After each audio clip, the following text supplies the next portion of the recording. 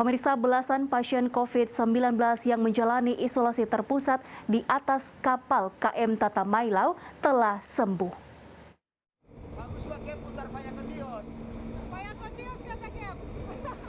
Sejak beroperasi sebagai kapal isolasi apung terpusat pada 20 Agustus lalu, sudah beberapa belasan pasien COVID-19 yang sembuh. Salah satunya adalah Wilson Kadengkang yang merupakan salah satu pasien COVID-19 kloter pertama yang menjalani isolasi terpusat di KM Tata Mailu. Wilson mengatakan selama menjalani isolasi di atas kapal, dirinya mengaku jika fasilitas yang disediakan kapal cukup memadai, serta tim kesehatan yang selalu mengamati para pasien.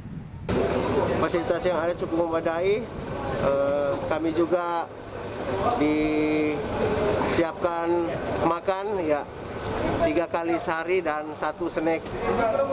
Bagus itu ya Pak? Ya? Bagus itu ya Pak? Iya. Tempat isoman di mana? Tempat isoman itu baik, dan juga para nakes kita, tenaga kesehatan yang memberikan support bagi kami dalam menjalankan isoman untuk mengajak setiap pagi rutin ya, setiap jam 10 pagi untuk berjemur pagi. Dan juga di dalamnya juga kami juga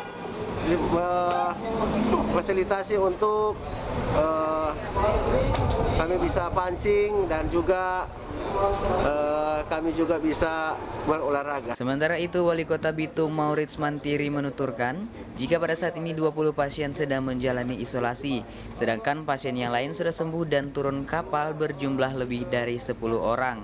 Tenaga kesehatan kita ada 7 orang, ada 1 dokter sebagai penanggung jawab. ABK kapal Pelni itu ada 48 orang. Sekarang yang isolasi Pak, isoman? Ya, kita ada sekitar 20 orang. 20 orang yang sudah sembuh, yang sudah selesai? Ya, turun sudah ada 5 ya. 5 ya. Lebih dari yang turun sudah lebih. Oh iya. Ada 10-an orang yang sudah sembuh. Wali Kota Maurits pun mengajak warga Kota Bitung yang sedang isolasi mandiri di rumah untuk melakukan isolasi terpusat di atas kapal.